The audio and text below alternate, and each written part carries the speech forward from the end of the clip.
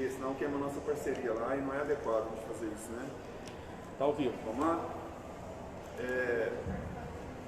Boa tarde a todos e todas, né? A gente agradece a imprensa de Araxá, que de forma muito responsável, de forma muito atuante, vem acompanhando o trabalho da Polícia Civil, o esforço da Polícia Civil no combate à criminalidade, seja ela de qual natureza for, seja ela de qual localidade for, seja do centro ou das periferias.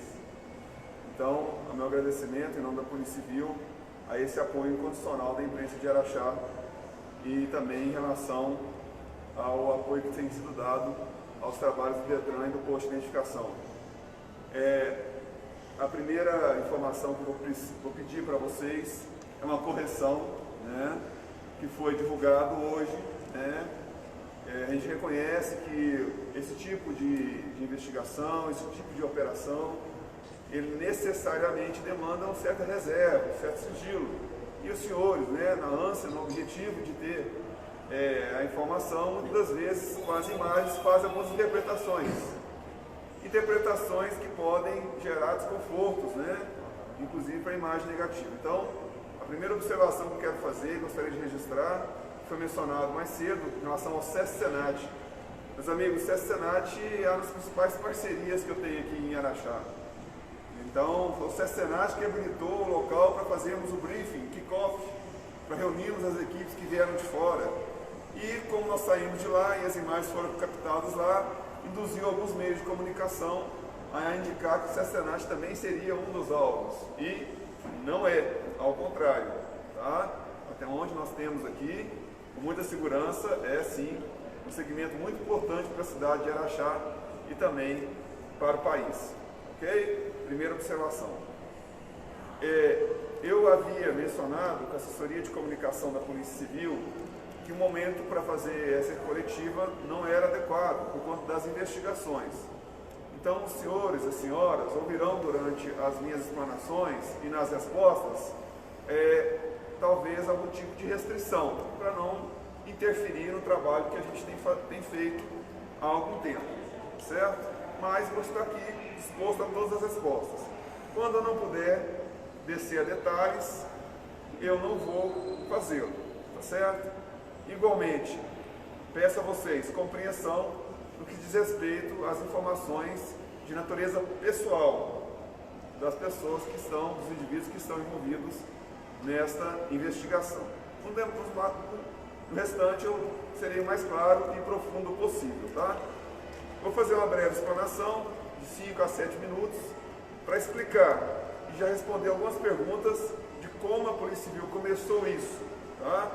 Tem se atribuído a A, B ou C. Nós sabemos do esforço de diversas pessoas que não concordam com comportamentos ilícitos, ilegais, diversas pessoas, de diversos segmentos e poderes, tem feito junto ao Ministério Público, a própria polícia, para buscar, né, a correção de alguns comportamentos.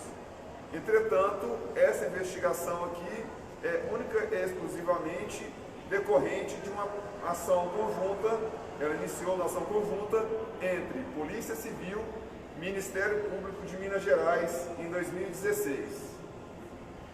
Muitos dos senhores que estão aqui estiveram comigo lá em 2016, logo que eu assumi a Delegacia de Trânsito. O então delegado Dr. César Colombari me incumbiu de uma tarefa. Qual que era a tarefa? Fazer o desdobramento das investigações decorrentes aos repasses realizados no período de interinidade, durante o afastamento do prefeito eleito Jeová e quando assumiu o presidente da Câmara Municipal. Então, eu fui incumbido dessa tarefa e prometi para a Polícia Civil, prometi ao Ministério Público e a mim próprio fazer isso de maneira muito exaustiva e séria. Séria no sentido de que nós não poderíamos colocar nenhuma entidade numa situação, não poderíamos colocar todas as entidades de Araxá, o terceiro setor, numa situação de suspeição geral, que seria algo negativo, incorreto e injusto. E para isso nós faríamos a investigação com seriedade. E venho há 2 anos, 3 anos, pedindo a todos que tenham paciência, nós estamos lidando com situações complexas de criminalidade. Não é algo simples, não é algo objetivo de você ver e encontrar determinado indivíduo, por exemplo, cometendo um delito, furto, roubo, venda de entorpecentes, que devem ser igualmente combatidos. Mas estamos aqui com a trama criminosa um pouco mais complexa e a gente precisa de tempo para fazer isso. Então, até brincava, falava aos colegas da imprensa, aqueles que estão ansiosos, que tomem ansiolítico, porque a investigação ela tem o seu tempo de amadurecimento. E esse tempo não é do Renato de Alcino, não é da Polícia Civil. Esse tempo é da investigação. Se você antecipar isso, corre o risco de ser algo prematuro, incompleto, e não vai atingir as pessoas que realmente fazem aí a criminalidade do colarinho branco. E a gente está nessa fase. Naquela época, em 2016, nós iniciamos uma investigação. E dessa investigação decorreram 10 inquéritos policiais, os últimos 3 instaurados este ano. Estamos falando de fatos que foram surgindo durante a investigação principal, a investigação mãe, a primeira. E entre essas investigações tínhamos de uma determinada entidade informações que levavam a investigar a empresa que hoje foi alvo das intervenções. E quando buscamos informações relacionadas à empresa, vimos que era necessário sim um aprofundamento deste contexto. Então, desta forma, nós fizemos esse aprofundamento, né, e deparamos com crimes de lavagem de dinheiro, crimes de corrupção, falsidade ideológica, organização criminosa e outras figuras penais.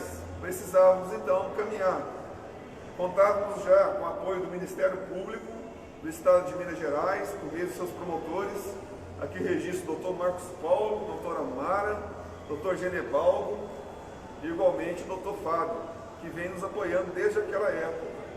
E caminhamos também para o Ministério Público de Contas, que nos ajudou bastante a chegarmos na verificação dessa situação que hoje deflagramos a operação. Então, para já arrematar esse tipo de conversa, essa investigação ela está caminhando há 4 anos, de diferentes segmentos. Essa especialmente aqui está caminhando desde o momento que nós começamos a fazer aquele trabalho em 2016. E se não fosse ele, se não fosse a persistência, nós provavelmente não chegaríamos aqui, certo? Em relação às investigações que nós estamos realizando aqui hoje, nós fizemos solicitações de medidas cautelares ao Poder Judiciário, e aqui vai o registro, né? Nós, bem na instalação da segunda vara criminal, então o Dr. Cláudio Brasileiro, que veio despachar essas medidas, mas já vínhamos tendo o apoio incondicional e restrito do Dr. Renato Zucco, que também não coaduna com esse tipo de comportamento. Então nós acabou que foi o Dr. Cláudio Brasileiro que definiu as medidas, depois do parecer favorável do Ministério Público. Na data de hoje, a Polícia Civil se reuniu aqui na cidade de Araxá com 32 viaturas, 97 policiais civis.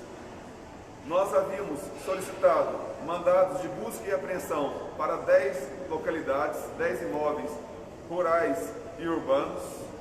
Havíamos solicitado mandado de prisão temporária de 5 pessoas envolvidas, 3 delas vinculadas ao Executivo Municipal, 2 delas os sócios administradores da empresa a hora investigada, relacionada ao transporte coletivo.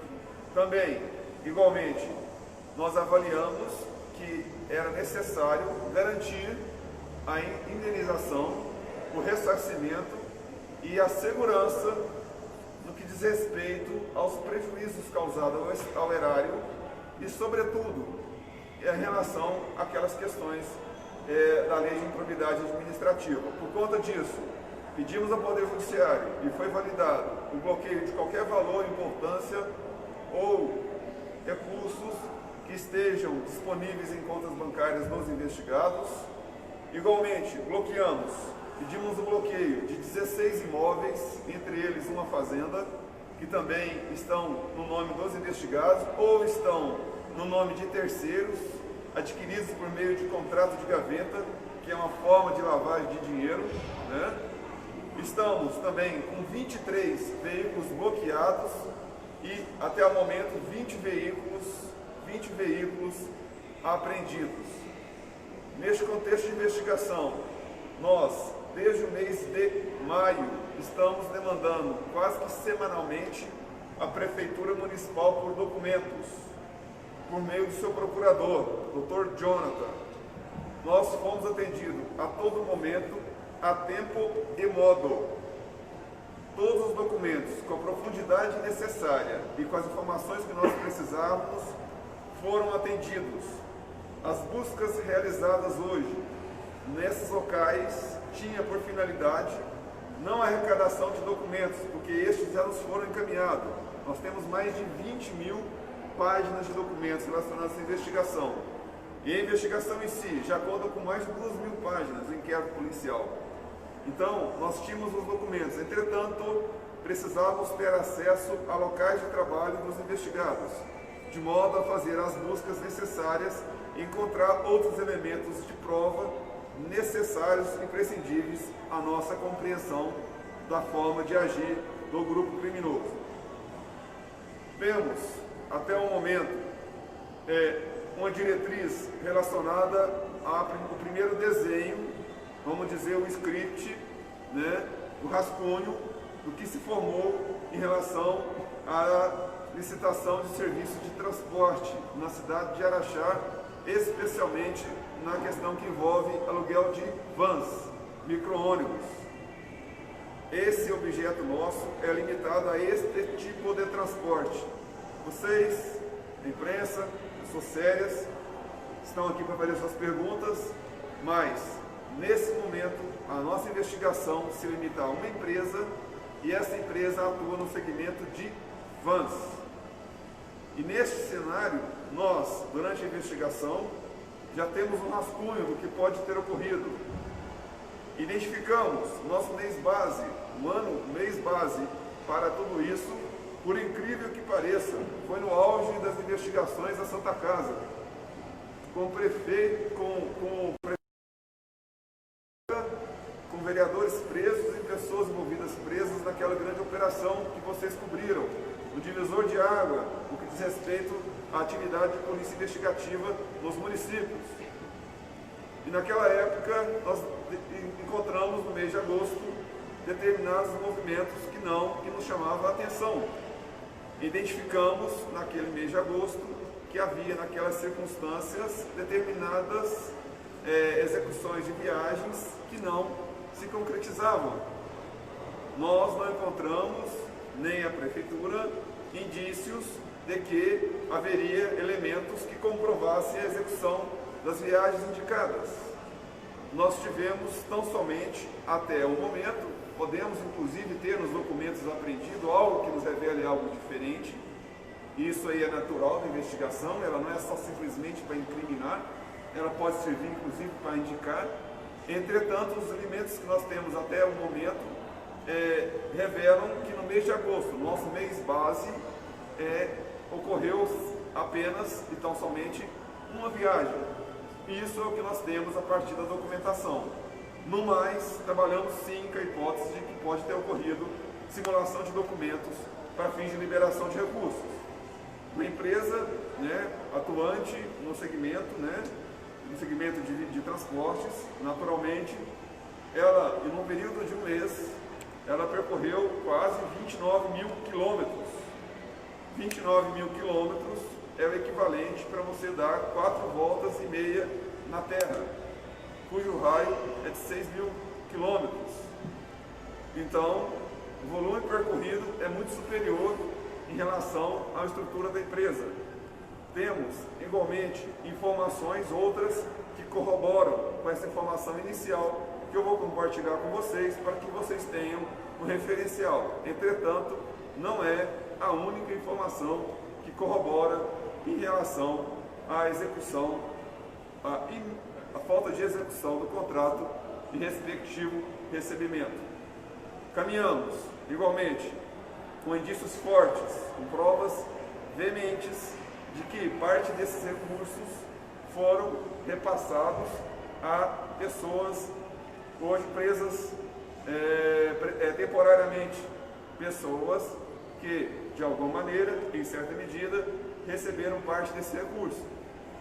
Verificamos isso no mês base, agosto de 2015, e fizemos sim uma breve análise junto com o Ministério Público, atuante aqui, junto com o Ministério Público de Contas, de todo o cenário relacionado às licitações e contratos das empresas.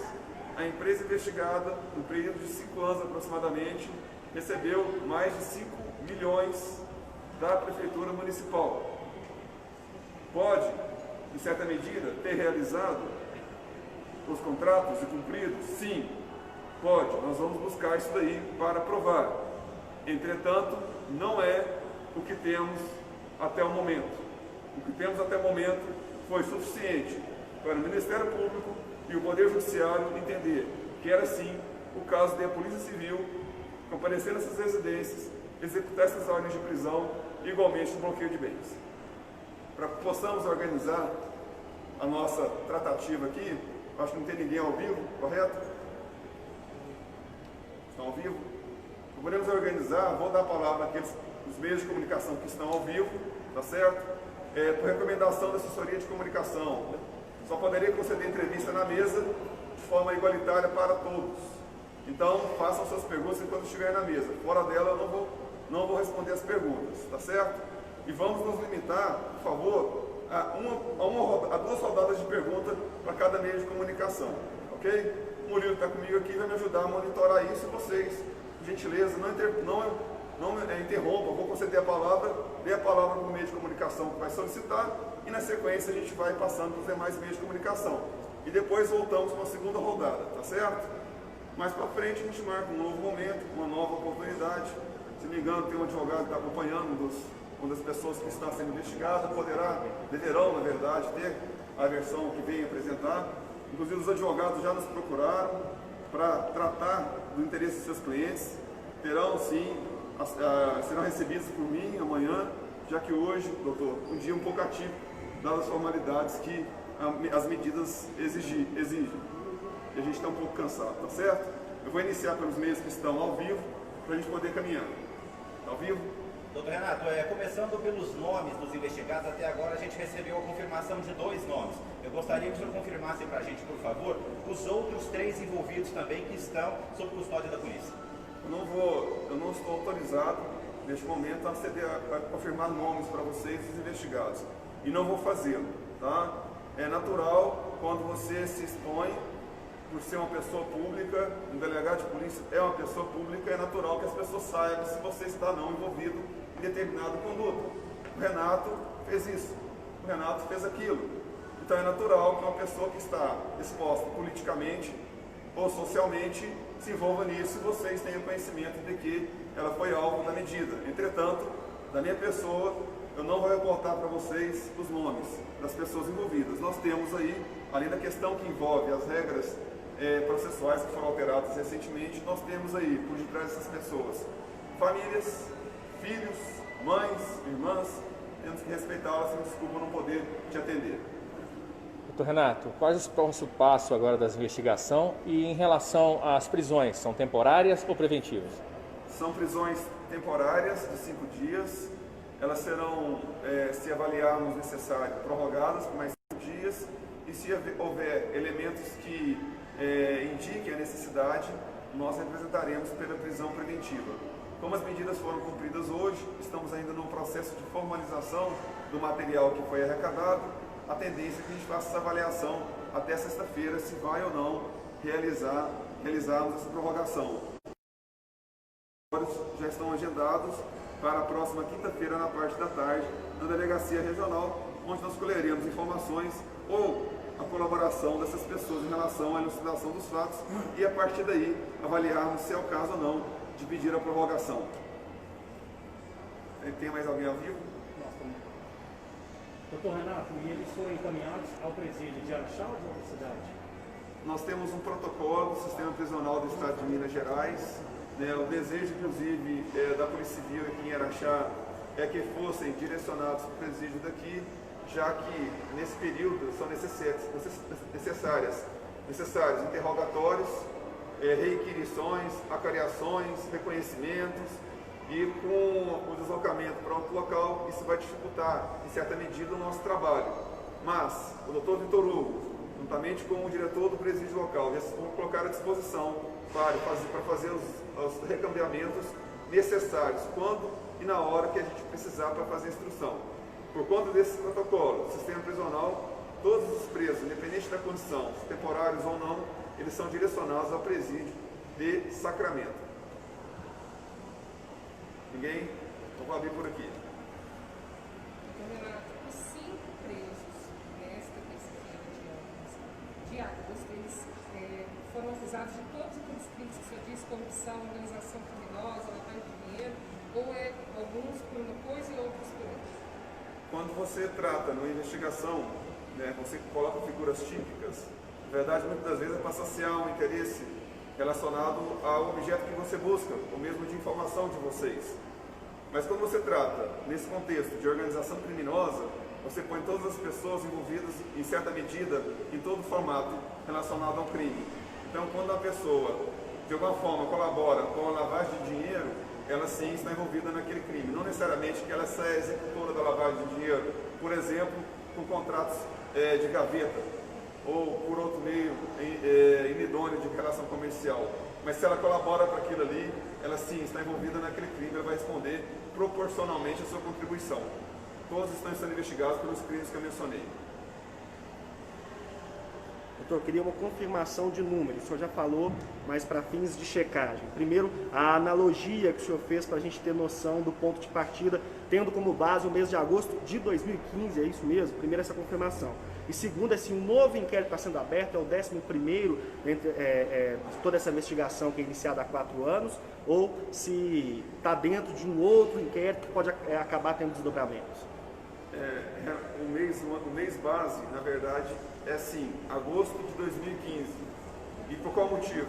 Nós verificamos nos períodos de investigação, de lá para cá, até recentemente, o modo de licitar, o modo de se vencer a licitação, o modo de se pagar, o modo de se executar e o modo de fiscalizar. Isso se replica desde aquela época. Então nós buscamos um possível nascedouro, um possível meio termo, uma possível data mediana para ir antes ou depois.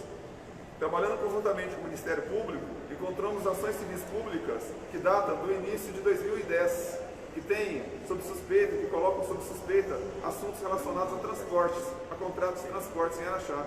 Então, 2015 foi um ano mediano num cenário que a gente pode estender para antes ou para depois, até os dias atuais, inclusive. Outra pergunta?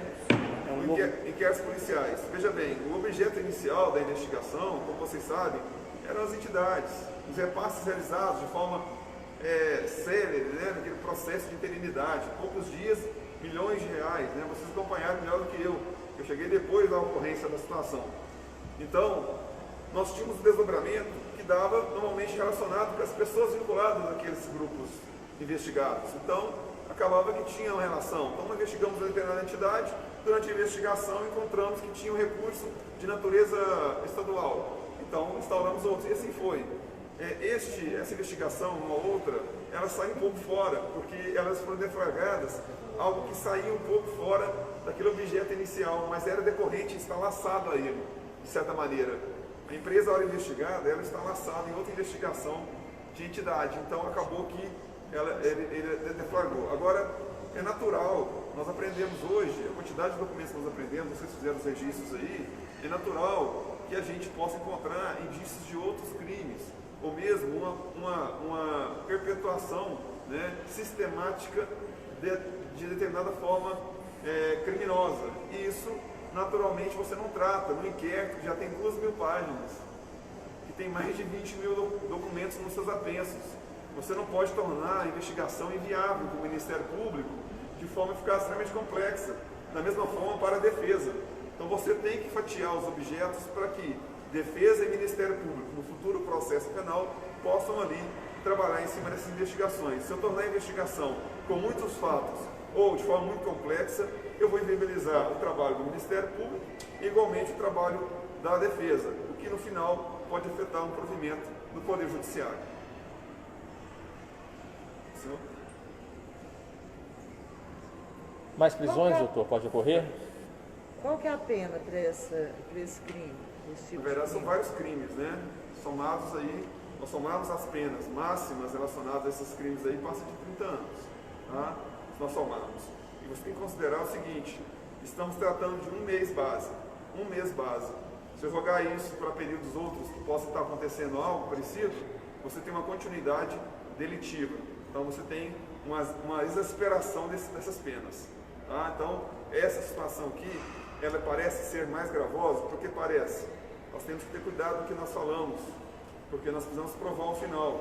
Parece ser mais gravosa que aquela anterior, sem dúvida nenhuma. Aqui nós tínhamos lá uma passagem de recursos pelo terceiro setor. Aqui não, a fraude está no berço, na própria administração. É fiançável? Na verdade, os crimes, para você verificar a questão da fiança, você tem que analisá-los de maneira isolada. Nessa situação aqui, nós não temos crimes afiançáveis. O que vocês têm que compreender é o seguinte, nós temos aqui uma prisão temporária. Prisão temporária é diferente de flagrante. Quando a gente vai falar de fiança, com mais razão. Tá? Se foi preso em flagrante, pode responder em liberdade mediante fiança. Aqui é diferente. Aqui, por exemplo, mesmo se fosse um crime afiançável, não caberia fiança. Caberia aqui esperar o prazo de 5 dias. O prazo de 5 dias, salvo uma ordem do Tribunal Superior, ele vai ser cumprido as pessoas presas. Encerrado esse prazo, a Polícia Civil pode pedir mais 5 dias, se for necessário para as investigações, dada a complexidade, pode pedir. E, no final disso, havendo elementos relacionados à preventiva, prisão preventiva, que é manter as pessoas presas até o trânsito, verificado a quantidade de pena possível, os crimes envolvidos, a articulação, a influência dessas pessoas em segmentos sociais, a gente pode sim, a Polícia Civil, pleitear e representar pela prisão preventiva. Veja bem, representar e pedir é muito diferente de promotor concordar e o juiz deferir. Mas a gente sempre faz o nosso próprio trabalho pautado de maneira lógica, de maneira razoável. Tá? Vou voltar para o Tardeira aqui. Doutor Renato, tem vários veículos aqui e veículos também. Tem algum levantamento que você aproximadamente o valor de todos os bens apreendidos? Na verdade, um dos objetos dos veículos é uma pergunta importante que eu vou fazer um gancho em relação a outra situação.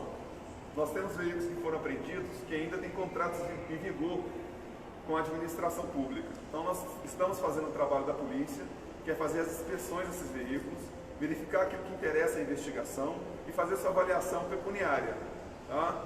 Porque, comprovada a fraude, comprovada o crime, comprovado o esquema, essas pessoas serão responsabilizadas, inclusive, de forma pecuniária. Uma das situações que nós já avaliamos junto ao Ministério Público é que esses serviços não podem parar, serviços essenciais especialmente. Então, esses veículos que estão hoje custodiados, então os advogados vão demandar, olha, esse veículo ele faz serviço essencial, transporte de pessoa da saúde. Naturalmente, a Polícia Civil não é insensível a isso. Tem que dar continuidade até que a Prefeitura se organize, faça uma nova asta, faça uma nova licitação ou corrija o que tiver que corrigir. Tá? Importante sua pergunta, mas a gente está em fase ainda de avaliação.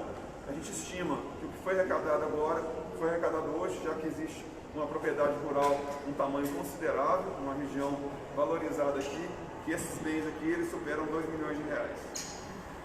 Estimativa. Doutor, E ainda nós trabalhamos com a hipótese, nós precisamos trabalhar com determinados parâmetros. Tá? Parâmetro 1. Qual o valor do contrato sob dúvida? Qual os valores que foram pagos em virtude desse contrato? Foi um valor de aproximadamente 6 milhões de reais. Então nós partimos tiramos isso por base em relação a quantificar o prejuízo, quantificar o que tem que ser de certa forma, bloqueado. E qual que é a base em torno disso? É a Lei de Improbidade Administrativa, que pode chegar a essa penalidade a 3 vezes o valor do prejuízo causado ao patrimônio público. E além disso, é só uma referência, porque além disso tem as multas penais, além disso tem as questões administrativas e além disso tem as ações cíveis que essas empresas e pessoas podem ser responsabilizadas. Doutor, denúncias anônimas realizadas durante a investigação foram importantes também aí junto ao Ministério Público e Polícia Civil.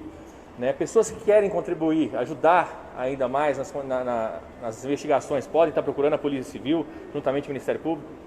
Sim, sem dúvida, Tardelli. Na verdade, o que a gente tem, né, as pessoas fazem as suas delações, querem contribuir, o que a gente tem que aplicar é um filtro em torno disso. Né? O que é uma perseguição, o que é, na verdade, querendo agravar uma situação ou criar uma situação inexistente. Então a gente tem que ter responsabilidade em torno disso.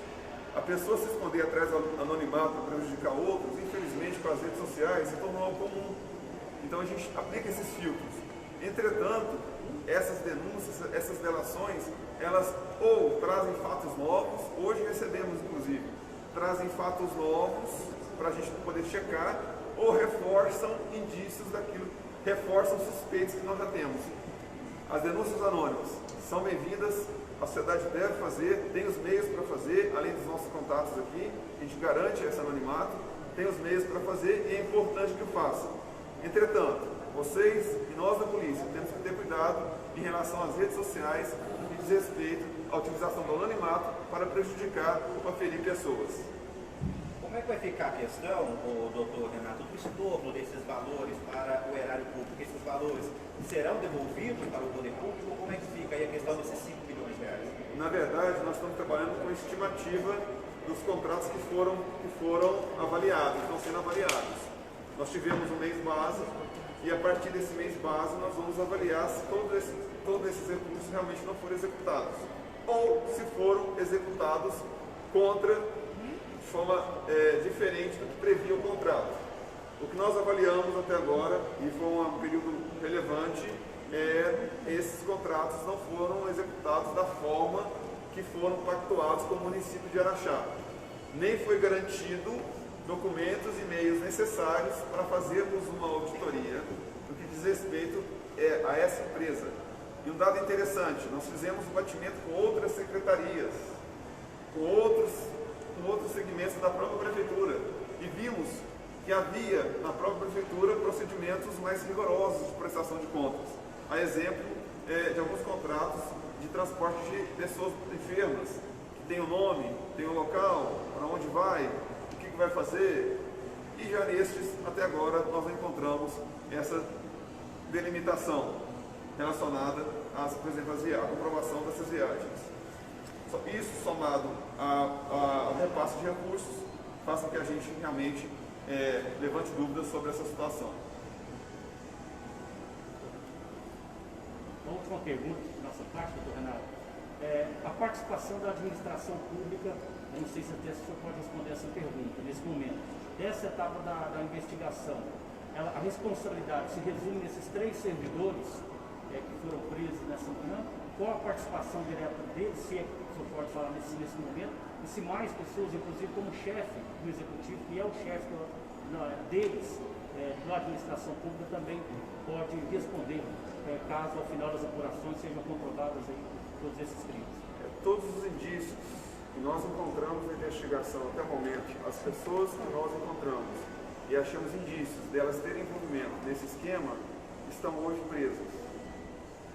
Todas as pessoas que avaliamos que têm envolvimento nisso estão hoje numa situação com bloqueio de bens. Pessoas que não estão nessa condição é porque nós não encontramos elementos para isso.